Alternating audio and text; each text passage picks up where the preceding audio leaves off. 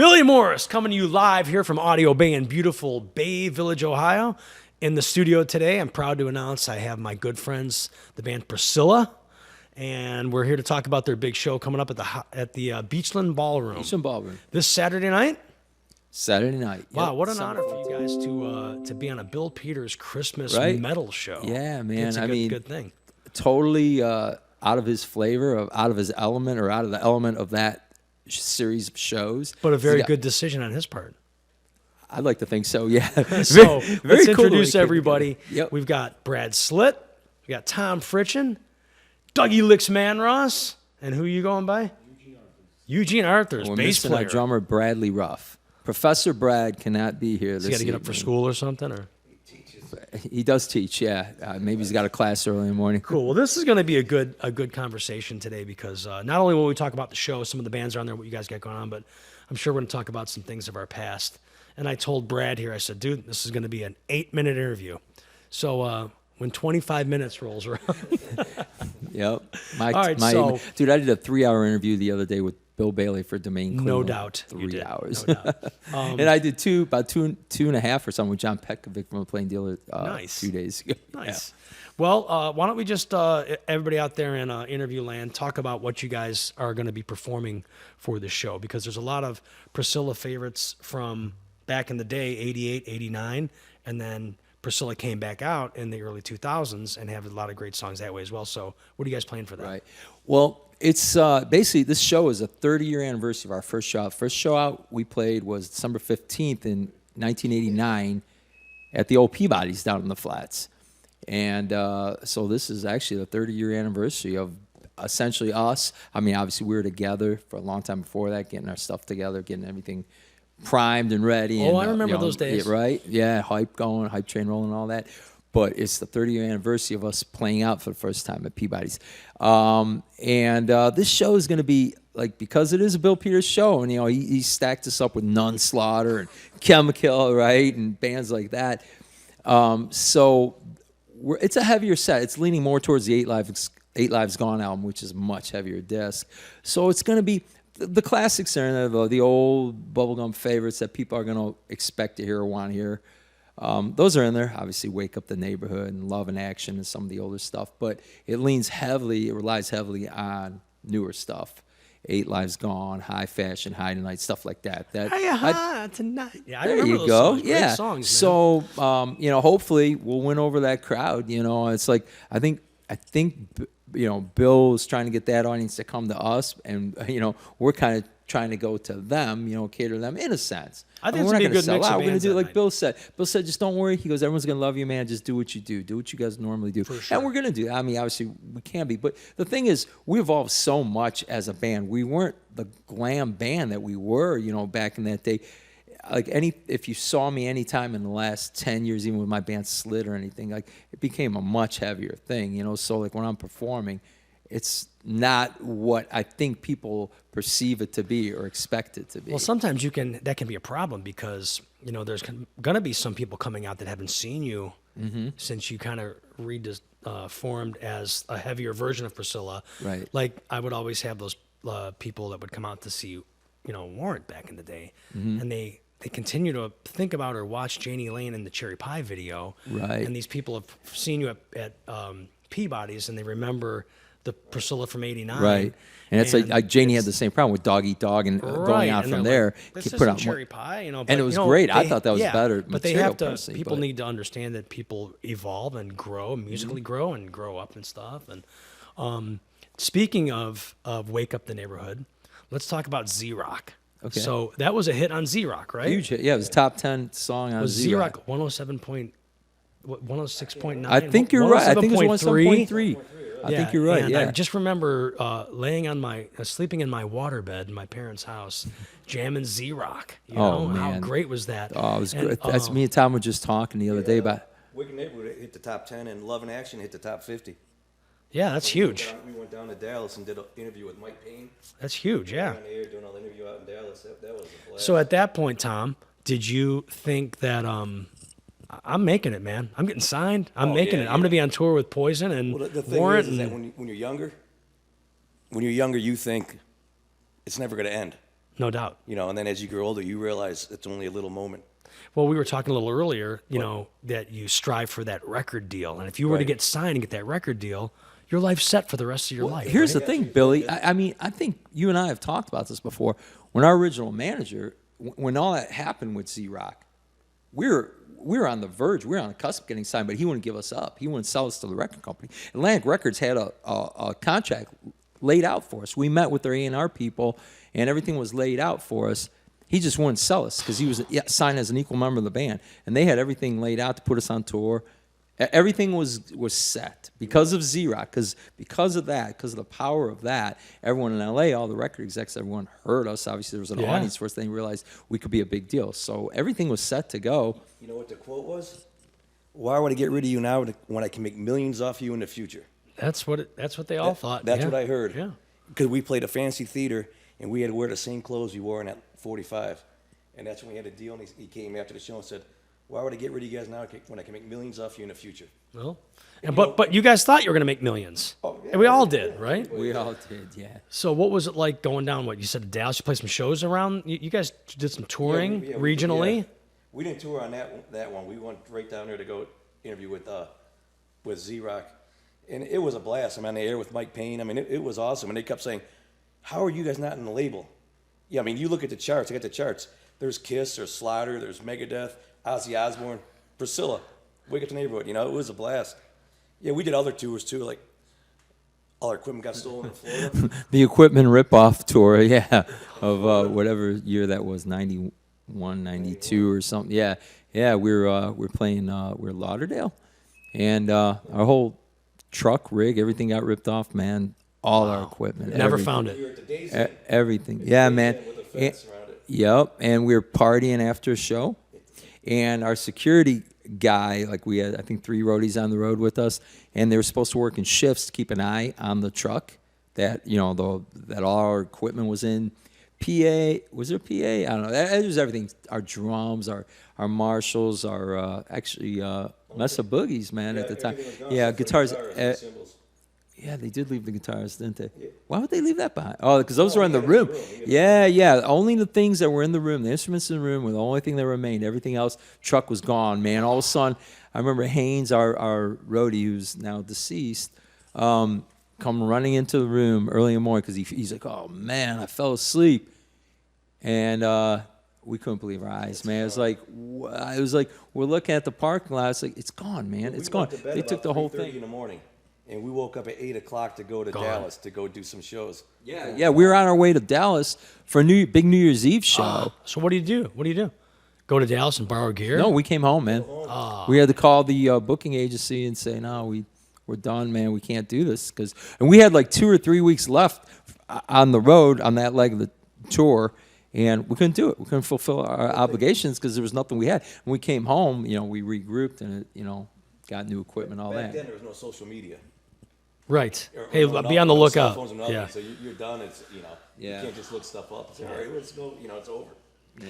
So we're here live with Priscilla here at Audio Bay Studios in Bay Village, Ohio. Hello. And we talk a little bit about the past, but let's talk about the future. So you got this show arranged, Bill Peters, the godfather of heavy metal in Cleveland, Right. and you were like, I need to get a band, a solid band, because you didn't have a solid band, and so you thought about a guitar player. So who'd you call? I called. Actually, it went like this. Hey, Doug, because I talked to him at your studio earlier when I was doing an interview with we're practicing for that gig that you and I did together. Right. And I say, hey, Dougie, I said, we might need a guitarist. Would you be interested? He said, oh, yeah, give me a call or, give me a message, whatever, send me a message. So I messaged him on Facebook, but I didn't hear back. Like, it was I don't know, a week or He had something to went ask by. my permission. And I think Tom asked me, did you hear from Doug? I go, no, nothing. So we were about to look at some other prospects, some other people that wanted to play the gig. And then I said, hey, I gave you the call. I said, Billy, I go, you know anyone that we could use that you think would be a good fit? And I told you kind of what I wanted, what we needed. And you said, Dougie. I said, yeah, actually, I sent a message. I didn't hear back. So I called Dougie, right? 2 minutes after that, I guess he listens to Billy, the godfather of the Cleveland glam scene, because 2 minutes later, my phone's lighting up, with Dougie. I'll do it. Yeah, Yep. So, you know, I mean, Dougie's and here's what I like about freaking Dougie. awesome. Like, you know, we've all been there. We've been what Dougie is right now. And I appreciate what he does because, you know, we have jobs, we have kids, we have families, we have responsibilities. This kid, no responsibility, no family, no kids, plays guitar 24/7, learns the parts, writes awesome parts. My job. And I feel like he's destined. So, you know, use him while you can because I think he's on his He's way. going places. This is no doubt. That's what we told him. We're like, get out of Cleveland, kid. So, you know, I've been no, we negotiating want with you, him. but I want 1%. 1%. a future of he sounds like our old manager now, man. But our old manager was getting 20%. He signed himself on all our contracts, including songwrites. All the songs Tom and I wrote.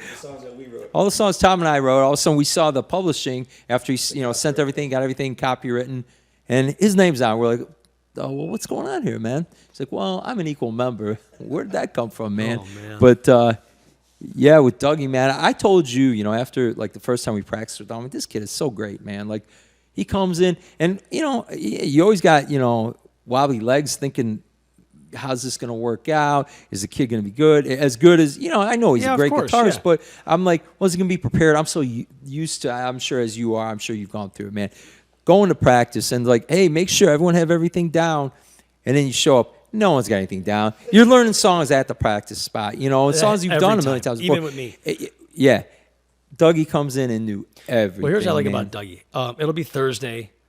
Dougie, I need a guitar player tomorrow night. Okay, I'll do it. So he shows up and plays my songs. He's playing all these parts that I don't even know belong in the songs.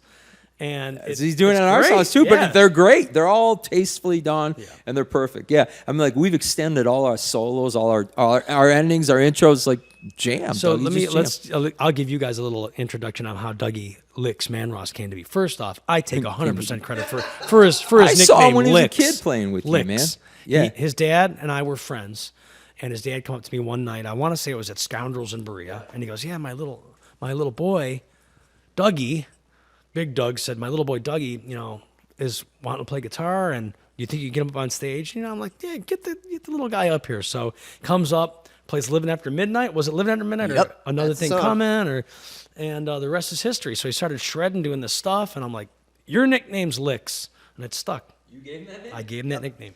Your mom's garage. And my, I seen Dougie at Harpo's, I think. oh yeah, playing with Enzo. Yep. You were playing Ozzy or something. I think. And I've got these pictures. So his dad was doing some excavating work behind my mom's barn, and his dad had to dig this long trench. I'm like, Dougie, go lay in that trench. So I got this little 11-year-old kid laying in a trench. I'm taking pictures and stuff. Then I'm like, Dougie, get in the garage. Here's a Gary Moore lick. Practice it. I'll be back in an hour. And he sat there for an hour and played it. It's the only lick I know. I just play it faster, slower. You've had the mic too long. Quick story for you. Billy, I really didn't want to go into this right now, but you gave him the nickname of Lixx. Yeah. I'm the one that named you, man. Oh, yeah. I'm your father, man. Me and your mom got together. I said, let's name him Billy. All right. This Thanks, beautiful man. fair-haired child. Yeah, I don't know. Just thought that would fit Well, right there. let's also talk about this handsome bass player we have here. Give the mic down. Introduce yourself. Where'd you come from? Oh, God, all over the place, huh? Been around the block. I'm a Columbia boy, too. Oh, right on. Yeah. A lot of talent A out lot of of good Columbia guys Station. come from Columbia. Yeah. Yes. But I've known these guys for, 30 years as well, yeah. We all grew up together. Tom, I was the better looking one, though. Obviously. I don't trust that smile there.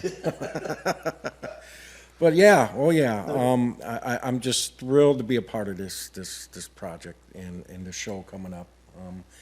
The tunes are awesome and just really love. In fact, we just did a little jam before we came up here. Yeah. And it was, as you say, tight. Right? Tight. Tight. Now, isn't Oh, it yeah. cool? Not only do you like the songs and you like playing the songs, but isn't it cool to be in a band that you have a good time with these guys? You guys are like brothers. Chemistry is awesome. Chemistry is everything. And It's even just- you grew up with these guys, it's and now you amazing, get to play yeah. with them, Yeah. and that's a good thing. It is amazing. Yeah. It's cool that also the band Priscilla can interact with, some of the more experienced, I won't say older, experienced guys with some of the younger guys. But this guy's got the experience of a veteran because he's been playing since like 11 years old. Yeah. He's schooling us. Well, we shouldn't tell Dougie's story. Hey, you do this. Hey, you shouldn't do this. Hey, you play this. You know? No, it's not even like, no, yeah. Yeah. This stuff he comes up with, it's just, sometimes it's like Absolutely. goosebumps, you Eugene's know? practice spot. He's got this laid out barn, man. I gotta give props to this. Dude, it's a nightclub in there, and he's got a full service bar. He feeds us every time we come on. He made sausages tonight. We were gonna bring you one, but Yeah, Dougie said, "Hey, we got 10." I'm smoking as we Sausage speak. sandwiches, yeah. Billy said, "Man, these blow Billy are nuts. These blow sausages, man. And these are free." These guys Dougie's were always expecting free. porterhouses or, T-bones, We've been but, promised porterhouses for 2 months now. and They're still coming, has not they're delivered. coming, they're So he coming. owes us a lobster dinner. Cool. Well, don't hesitate in putting this guy to work. He's worked for my food truck, smoking rock and roll for a whole summer. yeah. He can All right. smoke Well, I pork got a and seal brisket of and slice. approval on my He told us sausage that he named sandwich. the Tommy Lee. He did name the That's Tommy Lee. awesome, man. That was my idea to put it on the truck. That was my idea. That's hilarious. 12-inch sauce. The I think Tommy you came Lee- up with the name, but I told you, I'm like, dude, we got to make this happen. Well, the Tommy Lee is historic. It's been featured in magazines and Metal Sludge did an article on it. Yeah. That's hilarious. I wonder if Tommy Lee knows that there's a food truck that has a sandwich named the Tommy Lee. Dude, seriously, that's so funny that like. I should send his old lady, his wife, a little link to it or something. Yeah, seriously, dude. She'd probably talk about it. She probably would, because she does talk about stuff exactly like that. I'm being dead serious too. So, talking about the past, name some of the bands that you guys have shared the stage with. I saw you guys open for not only Kid Wicked, no, at Peabody's Pursuit of Happiness. Oh, well, yeah. It was a weird bill, but I was That's a a weird fan bill, of the yeah. band. But, And I want to, and I know exactly. I can tell you what happened that night. You guys played fully packed house. You guys stopped, and half the crowd left. No, 99% of Yeah, the exactly. crowd. Most of the crowd Yeah. left. you Yeah. know what those guys said to us? Oh, no. I was upstairs.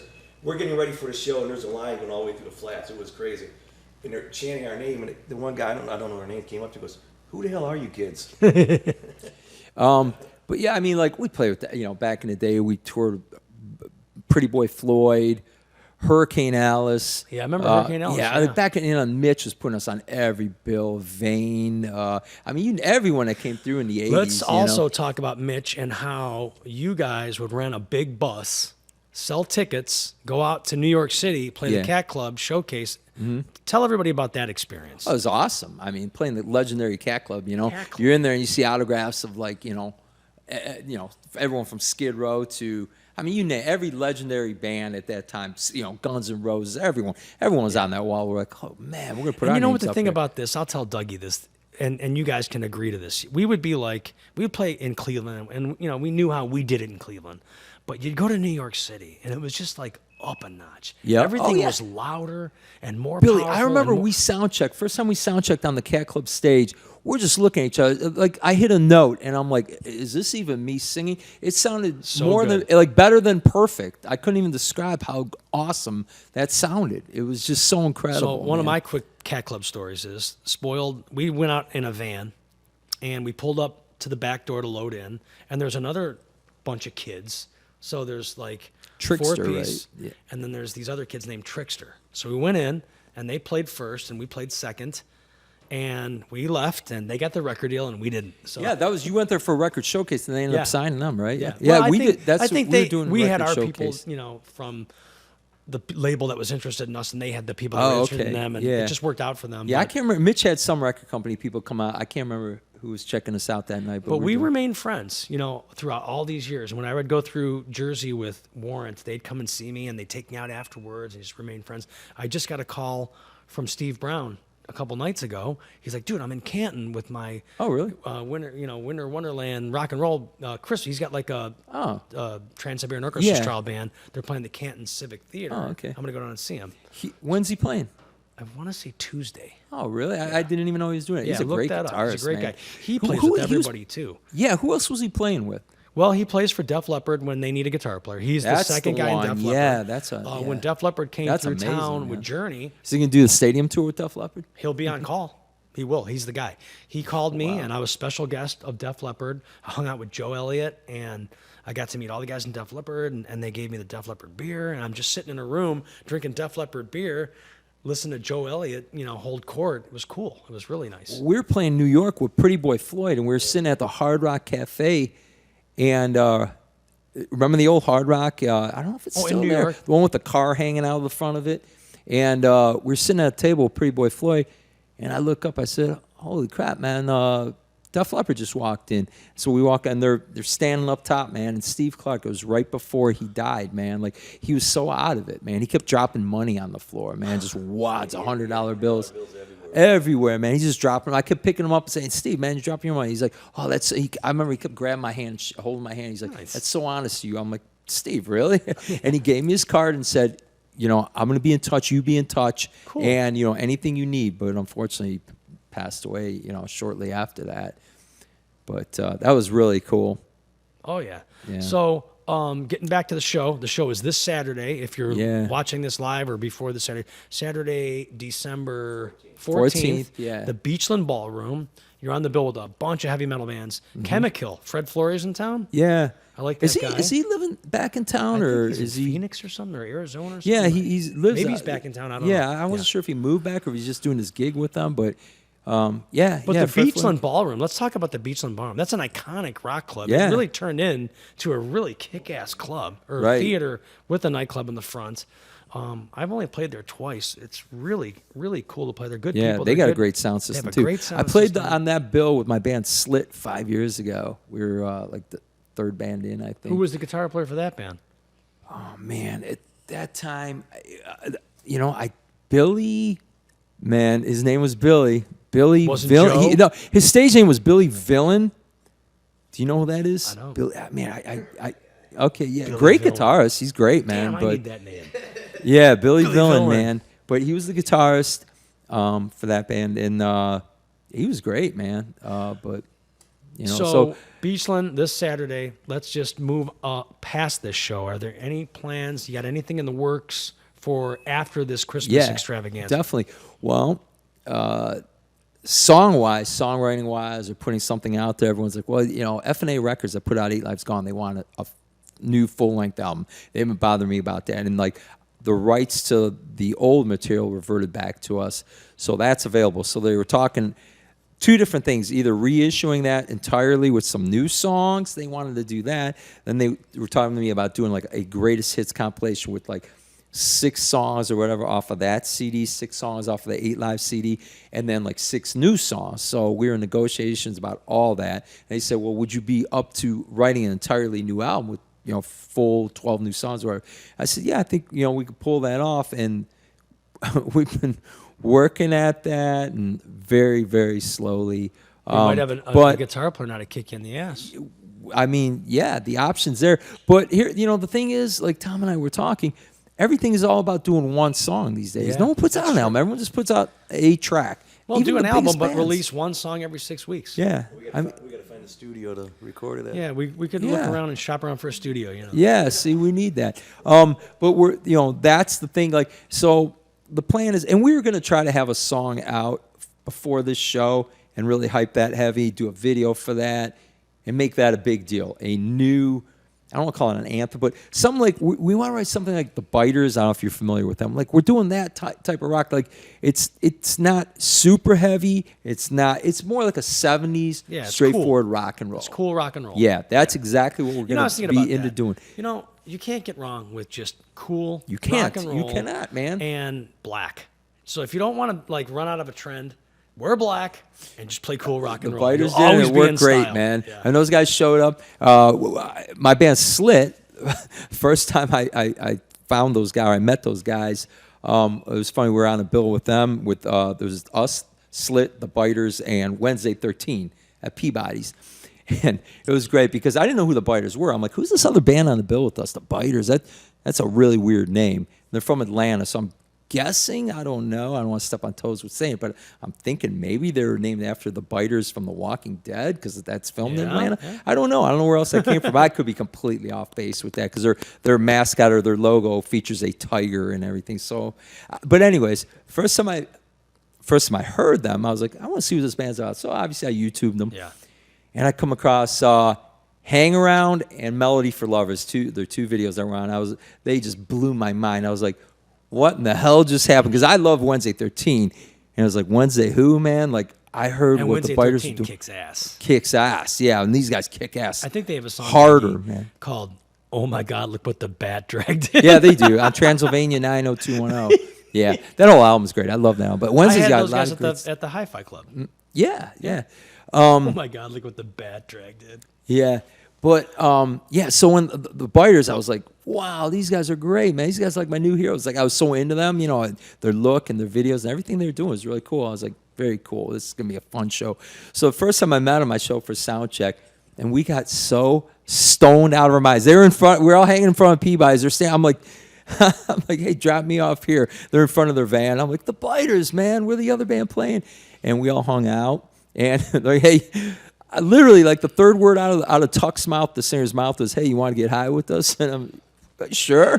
Dude, we all pile in a van. It was like some out of Fast Times at Ridgemont High. We just got wasted out of our minds before sound check. We walk in like not knowing what day it was, you know. So that was That's my rock and Biter roll. story. That is rock. That's That rock was and totally rock and roll. And these days I've cleaned up my act. So No doubt. you know, none of that going on anymore. But other than that, in the future, you and I talking about a Yeah. big show. So Let's you know, let's put a little hook out there and be like, yeah, the hook is look out, for man. something from the two of us. The two of us, and we're gonna be. We don't know reaching out. exactly what it's going to be, but it's going to be something big. Yeah. And we're going to kind of, And probably some of the people watch this are going to be getting a phone call. we're going to try to Could be, do yeah. something really big. It's We'll going leave to it be at that. big, yeah, and it's going to Well, be. let's leave it at this. We are going to do something really We big. are We going just to. don't know It's who's going to to be be involved big, in and our it's going to bigness. be like same time Motley Crue's hitting PA for $200 for nosebleed seats.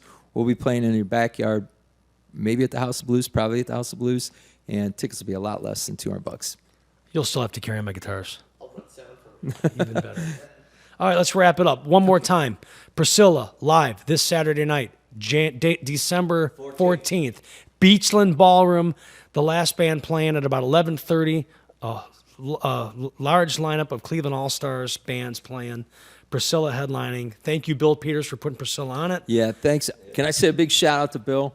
Absolutely. You know, if he's watching this, obviously, Bill, thank you for putting your heart into us and giving us this chance, because obviously it opens up doors, you know, and it's cool. And it works both ways, because when Tom and I talked about doing this, you know, everything lined up perfectly, because Bill had asked me, like, at least the last 3 years, hey, does Priscilla want to be on this? Bill, I'll give you guys, you know, great slot. And every year I said, Bill, I'm not even talking to those guys. It's not going to happen. So then it just turned out that the week that Tom and I talked for the first time in years, like literally it was the next day, Bill said, hey, what do you think about Priscilla? You think you can do anything? I said, actually, Bill, I'm talking to him now. I said, I think it could happen. And, you know, like it was the 30 year, because we talked about the 30-year reunion anniversary. And right away we talked to some club owners, and we were getting, you know, just got some offers from around. I said, let's do the Bill Peters thing, man. I said, that's the one I want to do. You know, that's great staging, great. I know he's going to do this right. And he did, you know. And it's How cool great. is it? Bill Peters still doing it. So awesome. He was dude. doing it before I even got in the scene. Dude, we talked about this last time. When I was a kid, I used to record stuff. You know, I'd have my boombox set up, recording stuff off the show. Breaker, man, when he was playing Breaker. Dude, one of my first shows was Rat at the old Cleveland Agora. Rat and Heavy Pettin. After that was Lita Ford with Breaker opening. I was at both of those shows, man. And I just told these guys a story. Me and my buddies were hanging out with Rat. We went to this, like, we showed up early at the old Agora show with Heavy Pettin. No one there. And they thought they were probably going to bomb, because I think Out of the Cellar had just come out. Yeah, it just hit MTV. And yeah. we're hanging out the backstage. Rat sound check. We were watching some sound check, and Stephen Piercy. They were all hanging out. It's Robin Crosby, all the original lineup. Stephen Piercy drank all our beers. Literally drank them all, man. And he said, I remember him saying, you guys are gonna be my bros forever. You guys are gonna be the guys. Every time we come to town, man, you're on the guest list. We're gonna hang. Next time he came to town, he didn't know who we were. You know, All that's right. how that went. Thanks But, for coming to Audio Bay. Good luck at your show this Saturday. Tom, Frietchen, Yeah, it's me. thanks for coming. Dougie Lixx, bass player. Eugene. And Brad Slitt, thanks for coming to Audio Bay. Thank you. Let's get back together. Let's throw this idea together, and we'll do another show here at Audio Bay, and we'll make the It's gonna announcement. be huge. Yeah, and the last show we did, you and I did, the Billy Morris All Star fun. thing. It was huge. great. It was Yeah. fun. It was huge, and it was great. So let's do this one way We will. bigger. Thanks for coming, guys. Talk Thank to you, ya. Billy. All right, Audio Bay, thanks for watching. We'll see you soon. Later.